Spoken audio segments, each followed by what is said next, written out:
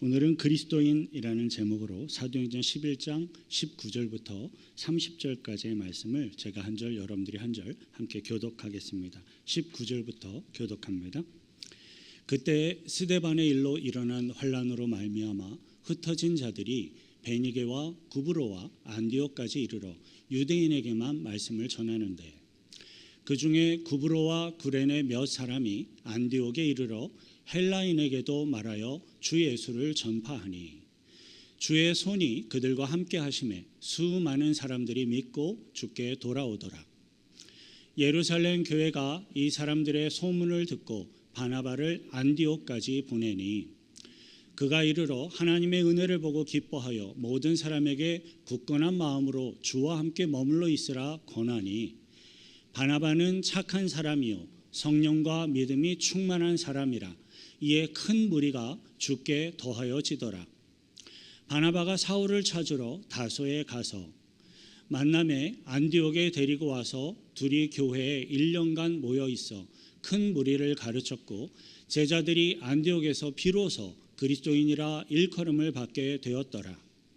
그때의 선지자들이 예루살렘에서 안디옥에 이르니, 그 중에 아가보라 하는 한 사람이 일어나 성령으로 말하되 천하에 큰 흉년이 들리라 하더니 글라우디오 때에 그렇게 되니라. 제자들이 각각 그 힘대로 유다에 사는 형제들에게 부조를 보내기로 작정하고, 함께 읽습니다. 이를 실행하여 바나바와 사울의 손으로 장로들에게 보내니라. 아멘. 사도행전은 예수 그리스도의 십자가 구원의 복음이 성령님의 인도하심을 따라 어떻게 증거되고 전파되고 또 구원의 열매를 거두게 되었는지를 우리들에게 잘 보여주고 있습니다. 성령 세례가 임하신 이후로 예루살렘 교회는 말 그대로 폭발적인 부흥을 하며 성장하였습니다. 예수 그리스도의 부활과 십자가 구원의 복음을 증거하는 예루살렘 교회 공동체가 예수를 십자가에 못 박아 죽였던 제사장들과 사두개인들과 바리새인들에게는 굉장히 위협적으로 여겨졌습니다. 그러던 중 초대 교회의 7 평신도 사역자 중에 한 명이었던 스데반이 복음을 전하다가 과격한 유대인 군중들에 의해서 무참히 죽임을 당하게 됩니다. 그때부터 유대인들은 신성모독이라는 이유를 들어서 예루살렘 교회와 예수 그리스도를 따르는 모든 기독교인들을 다 잡아다가 감옥에 가두며 본격적인 박해를 가하기 시작합니다. 예루살렘 교회 공동체 성도들은 이 유대인들의 그 박해를 피하기 위해서 예루살렘 교회와 또 자신들의 집, 그 터전을 모두 버리고 갑작스럽게 자신들의 모든 고향 땅을 버리고 다른 지역으로 흩어지며 피신을 해야만 했습니다. 예루살렘 교회 성도들에게 있어서 유대교회의 피케와 핍박과 박해는 정말로 고통스러운 것이었고 매우 슬픈 것이었고 힘든 것이었습니다.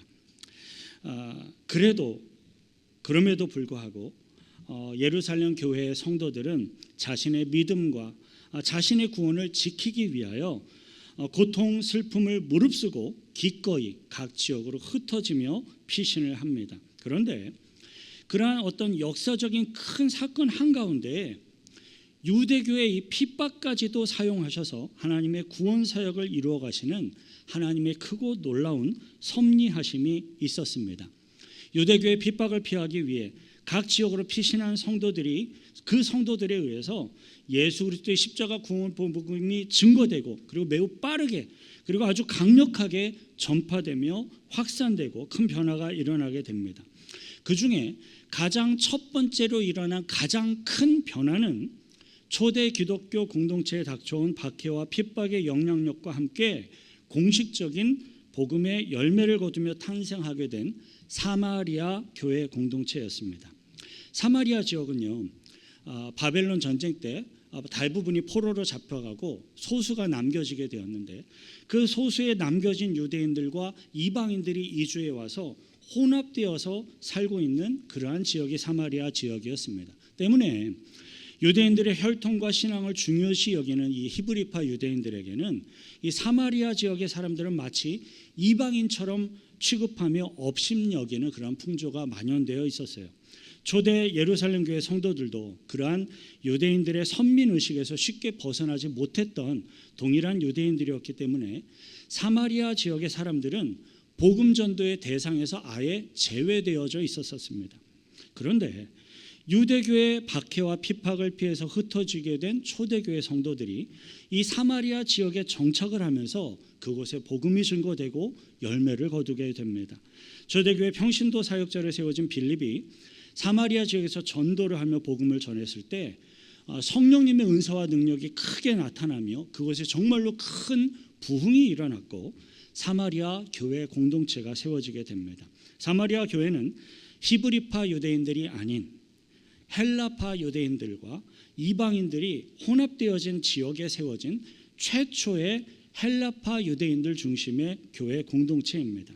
그 다음 두 번째로 유대교의 박해와 핍박을 피해서 일어나게 된 기독교의 큰 변화는 이방인인 고넬료와 그의 권속들에게 사도 베드로를 통하여서 복음이 증거되고 성령 세례가 부어지고 물 세례가 베풀어진 사건입니다.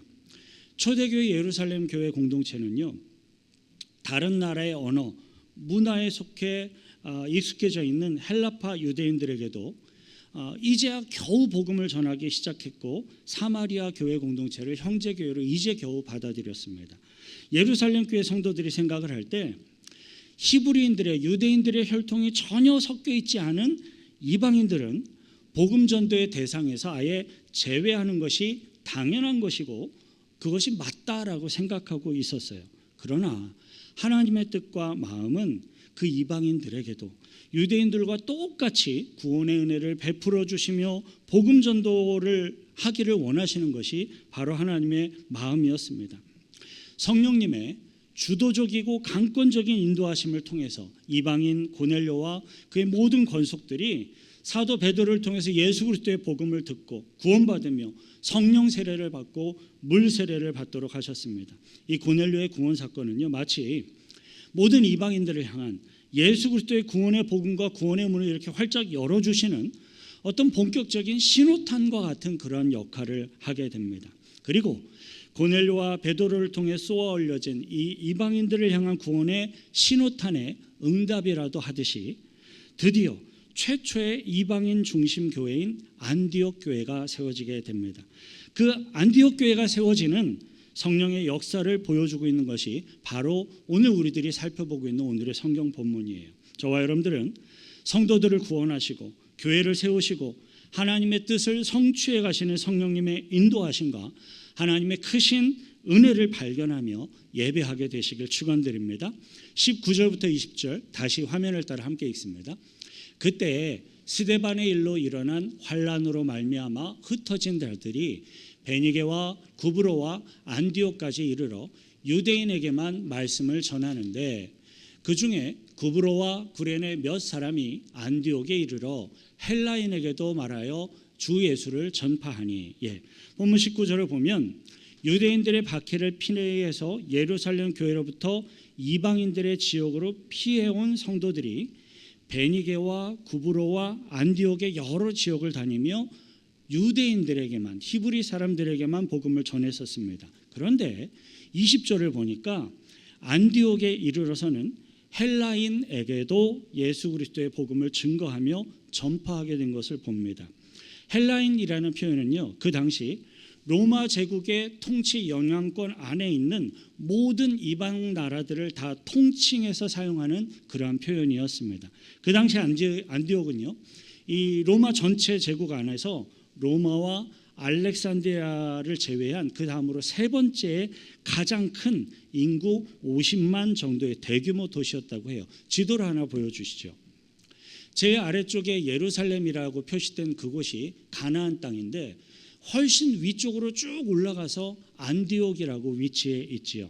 지도에서 보면 알 수 있듯이 안디옥은 유대 지역을 벗어나서 예루살렘부터 북쪽으로 꽤 멀리 떨어진 곳에 위치한 도시였습니다. 안디옥이 유대인들의 가나안 지역을 벗어난 이방인들의 지역인 것만큼 안디옥은 로마 제국의 영향권 안에 있는 헬라인들, 이방인들을 제외하고는 생각할 수가 없는, 존재할 수가 없는 헬라인들 중심의, 이방인들 중심의 주요 도시였습니다.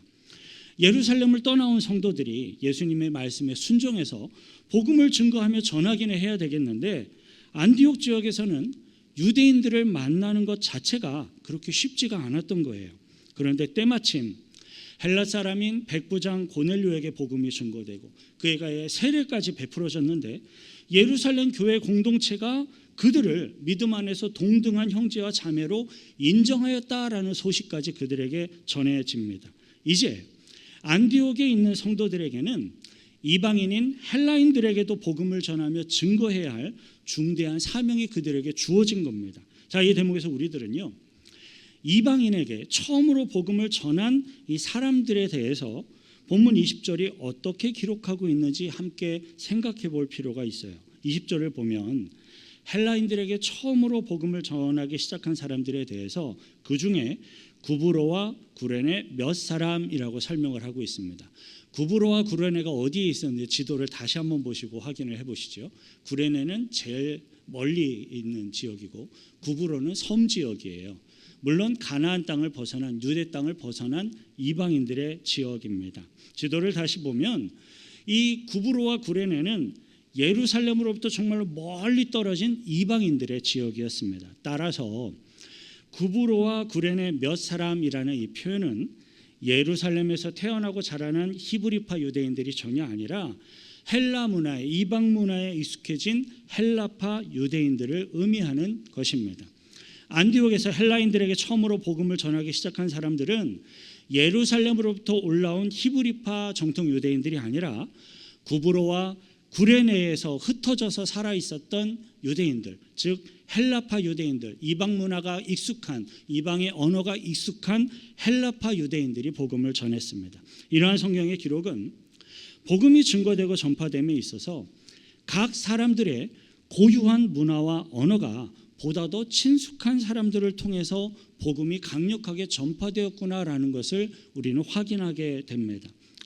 물론 우리 한국어가 가장 편안한 우리 한인 1세대 성도님들도 영어를 사용해서 영어권 사람들에게 복음을 전할 수 있죠.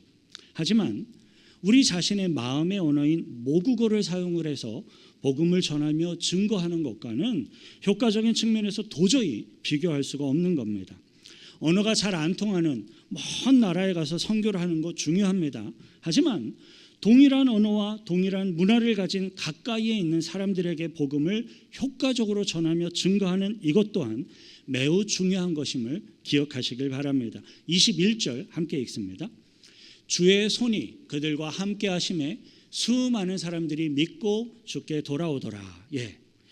구브로와 구레네에서 온 몇 사람들은 소수의 작은 사람들이었지만 성령께서 그들을 통하여 친히 역사해 주심으로써 수많은 사람들이 구원받도록 인도해 주셨습니다. 예루살렘 교회와 성도들을 박해하며 핍박하였던 급진적인 유대교의 세력은 매우 크고 강했어요. 하지만 그들은 결코 성도들의 복음 사역을 가로막을 수가 없었습니다. 왜냐하면 우리 성도들이 행하는 복음 증거의 사역은 하나님의 능력의 손이 함께 행하시는 그러한 사역이기 때문입니다. 구약 성경의 다윗은요, 사울 왕에게 쫓기며 피해 다니는 고난 중에 있으면서도 끝까지 그 하나님의 손에 자신과 함께 하실 것을 믿고 소망하며 기도하였고 끝내는 승리하였습니다. 시편 139편 7절부터 10절 화면을 따라 함께 읽습니다. 내가 주의 영을 떠나 어디로 가며 주의 앞에서 어디로 피하리이까? 내가 하늘에 올라갈지라도 거기에 계시며 서울에 내려 자리를 펼지라도 거기 계시니이다. 내가 새벽 날개를 치며 바다 끝에 가서 거주할지라도 거기서도 주의 손이 나를 인도하시며 주의 오른손이 나를 붙드시리이다. 아멘. 할렐루야. 여러분, 하나님의 손이 함께 하시는 일은 작게 미약하게 시작하였을지라도 나중은 창대할 것을 믿으시길 바랍니다. 그리고 하나님의 손이 함께 하시는 일은 이 세상에 그 어느 누구도 가로막을 자가 없는 것을 믿으시길 바랍니다. 저와 여러분들의 자녀들에게도 주님의 그 능력의 손이 함께 하시기를 소망하며 축원드립니다. 구브로와 구레네에서 온 몇 사람들에게 이 하나님의 능력의 손이 함께 하심으로써 안디옥 지역에서 헬라인들에게 복음이 증거되어지고 수많은 사람들이 주님께로 들어온 이 놀라운 소식은 예루살렘 교회에도 금방 전달이 되었습니다. 예루살렘 교회는 그 구원의 소식을 듣고 이 안디옥 지역에 안디옥에 세워진 교회 공동체 그룹에 특별한 복음의 일꾼을 이렇게 파견하게 됩니다. 22절부터 24절 함께 읽습니다. 예루살렘 교회가 이 사람들의 소문을 듣고 바나바를 안디옥까지 보내니, 다음 절 넘겨주시죠. 그가 이르러 하나님의 은혜를 보고 기뻐하여 모든 사람에게 굳건한 마음으로 주와 함께 머물러 있어라 권하니, 24절 바나바는 착한 사람이요 성령과 믿음이 충만한 사람이라 이에 큰 무리가 주께 더하여지더라. 아멘. 24절을 보면 안디옥에 바나바라는 인물이 파견된 결과로서 큰 무리가 주께 더하여지더라라는 설명을 하고 있습니다. 예루살렘 교회로부터 단지 한 명의 바나바라는 복음의 일꾼이 안디옥에 파견이 되었는데 안디옥 교회 공동체에 더욱더 큰 구원과 더욱더 큰 부흥의 역사가 일어나게 된 겁니다. 따라서 영적인 복음의 부흥을 소망하고 있는 저와 여러분들은 이 바나바라는 복음의 일꾼에 대해서 조금 더 깊이 묵상해 볼 필요가 있습니다. 오늘 보면 24절을 보니까 이렇게 설명을 해요. 바나바는 착한 사람이요 성령과 믿음이 충만한 사람이라는 설명으로 정말로 매우 간략하게 정리해서 소개를 하고 있습니다. 첫째로 바나바는요, 인격적으로 그리고 성품적으로 인정받고 존경받을 만한 착한 사람이었습니다. 성경이 직접 바나바를 착한 사람이다라고 소개할 만큼 실제로 그는 성품과 인격이 초대교회 공동체 전체를 대표할 만큼 정말로 착한, 존경받을 만한 인물이었어요. 사도행전 4장 34절부터 37절 함께 읽습니다. 그 중에 가난한 사람이 없으니 이는 밭과 집 있는 자는 팔아 그 판 것의 값을 가져다가 사도들의 발 앞에 두매 그들이 각 사람의 필요를 따라 나누어 줌이라. 구브로에서 난 레위족 사람이 있으니 이름은 요셉이라 사도들의 일컬어 바나바라 번역하면 위로의 아들이라.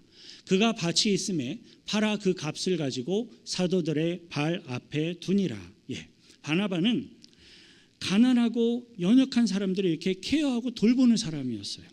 그리고 바나바는 이 가난하고 연약한 사람들을 돌볼 때에도 자기 자신을 이렇게 드러내는 게 아니라 교회 공동체를 통하여서 예수 그리스도의 영광을 드러내며 행할 줄 아는 그러한 사람이었습니다.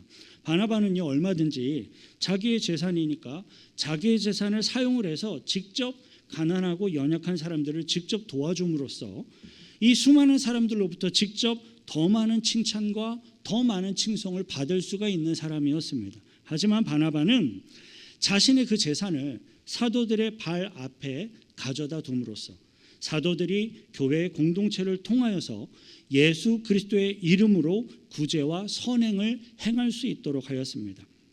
자기 자신은 뒤로 가리워지고 드러나지 않을지라도 교회의 공동체를 통하여 예수 그리스도의 이름이 드러나 영광을 얻고 복음을 증거하도록 복음 전도가 힘을 얻도록 배려한 것입니다. 이러한 바나바의 선행과 구제는요, 오늘까지도 예수 그리스도를 믿는 교회 공동체의 전통적인 구제와 선행의 방법으로 오늘까지도 이어지면서 아름다운 기독교의 영적인 전통이 되어서 오늘날까지도 우리들에게 남아져 있습니다. 사람들은요, 뛰어난 지식과 논리력이 있는 사람들을 통해서 무언가 새로운 것을 배우며 습득을 할 수가 있지요. 하지만 우리 사람들이 누군가를 본받으며 그를 이렇게 따르도록 만드는 것은 그 사람의 성품과 인격이라는 사실을 우리는 잊지 말아야 하겠습니다. 예수 그리스도의 십자가 구원의 복음이 이 바나바와 같이 아름답고 겸손하고 그러한 아름다운 성품과 인격의 사람들을 통하여서 이렇게 증거되어질 때 성경의 기록처럼 구원받는 사람들이 더욱더 수많이 주께로 더하여지게 될 것을 믿습니다. 둘째로 바나바는 성령과 믿음이 충만한 사람이었습니다. 바나바는 겸손한 성품과 인격으로 칭찬받는 사람이었을 뿐만 아니라 성령의 충만함으로 인하여 그가 행하는 이 복음 사역의 모든 일들 가운데 주님의 능력의 손이 함께하는 영적인 능력이 많은 사람이었습니다. 셋째로 바나바는 자신의 부족하고 연약한 부분이 무엇인지를 스스로 정확히 알고 그 부족한 부분을 또 채워줄 수 있는 복음의 일꾼들을 격려하며 함께 세워갈 줄 아는 그러한 사람이었어요. 바나바는 자신의 온화하고 겸손한 성품과 인격으로 성도들을 보살피며 성령님의 인도하심을 따라서 예수 그리스도의 복음을 증거하는 데 아주 탁월하였습니다. 하지만 바나바는 수많은 사람들에게 뛰어난 많은 성경 지식과 논리력으로 성경과 예수 그리스도의 복음을 조직적으로 이렇게 잘 가르치기 위해서는 자신에게 돕는 사람이 필요하구나라고 판단을 하였던 것 같습니다. 그래서 바나바는 자신이 기억하고 알고 있는 사람들 중에서 성경 지식이 뛰어나고 논리력이 탁월하고 그리고 믿음이 준비된 능력 있는 복음의 일꾼을 영입하기로 결정을 합니다. 근데 여러분, 바나바가 영입한 복음의 일꾼은요, 우리들을 굉장히 놀라게 합니다. 왜냐하면 바나바가 영입했던 이 복음의 일꾼은 불과 몇 년 전까지만 하더라도 예수 그리스도를 따르는 성도들을 잡아서 감옥에 가두기 위해 열심으로 찾아다녔던 사울이었기 때문에 그래요. 25절부터 26절 함께 읽습니다.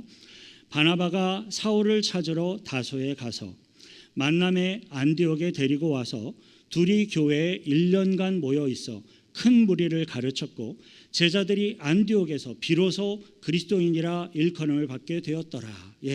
그 당시에 사울은 이미 예수 그리스도를 믿고 영접하고 회심을 해서 예수 그리스도의 제자가 된 사람, 성도였습니다. 하지만 불과 몇 년 전까지만 해도 이 사울이라는 인물이 성도들을 핍박하고 잡으러 다녔던 그것을 온 교회와 모든 성도들이 이미 다 알고 있는 그러한 상황이었기 때문에 성도들 앞에, 교회 앞에 함부로 나설 수가 없는 그러한 상황이었습니다. 사울은 이미 예수 그리스도를 믿고 구원받은 하나님의 백성이 되기는 했지만 자신이 범죄했던 심각한 죄악으로 인해서 눈에 보여지는 가시적인, 눈에 보여지는 교회 공동체에서는 약간의 거리를 두고 나름대로 근신하고 있는 그러한 상황이었습니다. 그런데 그러한 사울에 대해서 대부분의 많은 성도들이 관심을 갖고 있지 않았을 그때에도 마음이 따뜻한 사람이었던 바나바는 그 사울을 자신의 마음속에, 생각 속에 염두에 두고 있었습니다. 바나바는 사울의 탁월한 장점과 헌신과 능력을 예수 그리스도의 사랑과 긍휼과 믿음의 눈으로 볼 수 있었기 때문에 사울을 복음의 일꾼으로 영입할 수 있었던 겁니다. 그리고 바나바와 사울이 복음 안에서 합력하여 함께 사역을 시작하였을 때 그 결과는 참으로 놀라운 것이었습니다. 오늘 보면 26절을 보니까 바나바와 사울이 복음 안에 협력하여서 함께 사역한 그 결과에 대해 비로소 그리스도인이라 일컬음을 받게 되었더라라고 설명하고 있어요. 오늘날에도요, 우리처럼 예수 그리스도를 믿는 사람들을 가리키는 칭호로서 사용되는 크리스천, 즉 그리스도인이라는 이 호칭은 바로 이 안디옥 교회 성도들을 향하여서 가장 처음으로 불려진 것이었습니다. 안디옥 교회 성도들은 비록 이방인으로서 예수 그리스도를 믿고 구원받아 하나님의 백성이 된 사람들이었지만 그들은 세상 사람들의 눈으로 볼 때 매우 자신들과는 구별되는 그리스도인의 삶을 살고 있었던 겁니다. 물론 그 당시에 세상 사람들이 이 안디옥 교회 성도들을 향하여서 그리스도인이라고 불렀을 때에는 자신들과는 좀 다르게 유별나게 행동하는 사람들이라는 의미, 조롱의 의미가 포함된 호칭으로 그리스도인이라고 불렀습니다. 하지만 그 세상 사람들의 조롱은요, 예수 그리스도의 빛과 소금의 역할을 감당하는 그리스도의 제자들의 모습이었고 오늘날에도 저와 여러분들이 추구해야 할 거룩한 성도의 모습입니다. 바나바와 사울이 그리스도 안에서 서로 협력함으로 든든하게 세워진 이 안디옥 교회 공동체는 그리스도인이라는 이 호칭 외에도 또 하나의 놀라운 최초의 기록을 또 하나 더 갖고 있습니다. 그것은 재정적인 어려움에 힘들어하고 있는 예루살렘 교회에 성도들이 십시일반 헌금을 모아 부조를 보냄으로써 최초의 선교비를 보낸 교회 공동체가 된 것입니다. 본문 27절부터 30절 함께 읽습니다. 그때 선지자들이 예루살렘에서 안디옥에 이르니 그 중에 아가보라 하는 한 사람이 일어나 성령으로 말하되 천하의 큰 흉년이 들리라 하더니 글라우디오 때에 그렇게 되니라. 제자들이 각각 그 힘대로 유대에 사는 형제들에게 부조를 보내기로 작정하고 이를 실행하여 바나바와 사울의 손으로 장로들에게 보내니라. 아멘. 과거에는 자신들을 그냥 이방인 취급하며 무시하던 유대인들 중심의 예루살렘 교회 공동체였지만 이제는 그리스도 안에 한 형제와 자매가 되어서 그들을 위해 기꺼이 그들에게 도움과 사랑의 손길을 먼저 제공한 것입니다.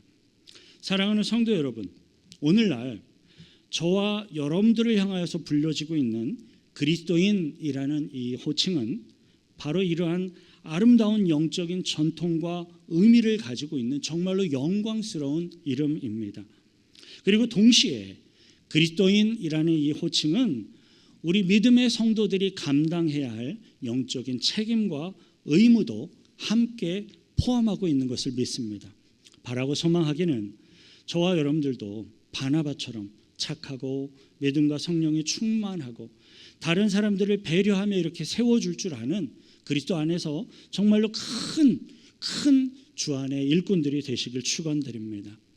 안디옥 교회 성도들이 불과 1년 정도의 짧은 시간 만에 예수 그리스도의 말씀을 삶 가운데 실천하면서 그리스도인이라는 자랑스러운 이름으로 호칭되었던 것을 우리는 기억해야 하겠습니다. 저와 여러분들도 예수 그리스도의 말씀을 우리들의 삶 가운데 실천하며 복음을 증거하는 삶을 살아가므로 세상 사람들로부터 그리스도인의 이름에 합당한 그렇게 불려지는 주의 제자들이 되시길 축원드립니다. 이 시간 같이 함께 기도하실 때에요, 하나님, 나의 삶을 붙드시고 나의 믿음을 붙드시고 나의 심령을 붙드셔서 주의 오른손이 붙드신 가운데 그리스도인의 합당한 삶을 살게 하시고 그리스도인 합당한 삶의 모습으로 복음을 증거하게 하셔서 수많은 사람들이 주님께로 돌아오며 구원 얻는 역사가 나를 통하여 우리들의 교회 공동체를 통하여 일어나게 해달라고 성령에 간구하며 같이 기도하겠습니다. 거룩하신 구주의 하나님 아버지요, 감사와 찬송과 찬양을 드립니다.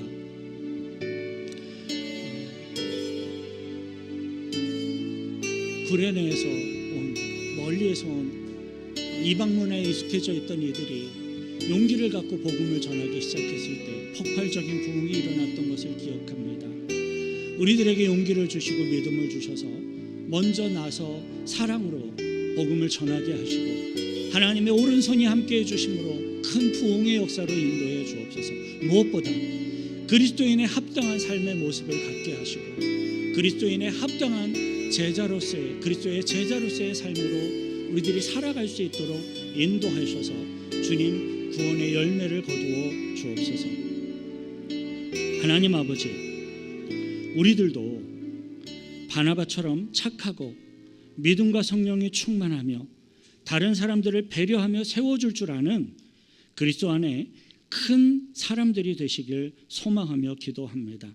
우리들에게 성령의 충만함으로 임하여 주셔서 하나님의 능력의 손이 함께하는 주의 백성들로서 살아갈 수 있도록 인도하여 주옵소서. 우리들이 하나님의 말씀 안에 세워지고 훈련되어서 그리스도인이라는 이름에 진정으로 합당한 믿음의 삶을 살게 하시고 구원의 열매를 주님께 올려드리는 주의 백성들이 되게 하옵소서. 우리를 구원하신 예수 그리스도의 이름으로 기도하옵나이다. 우리들을 그리스도인으로 불러주신 주님의 은혜 앞에 감사의 박수로 영광 돌려드리겠습니다. 아멘.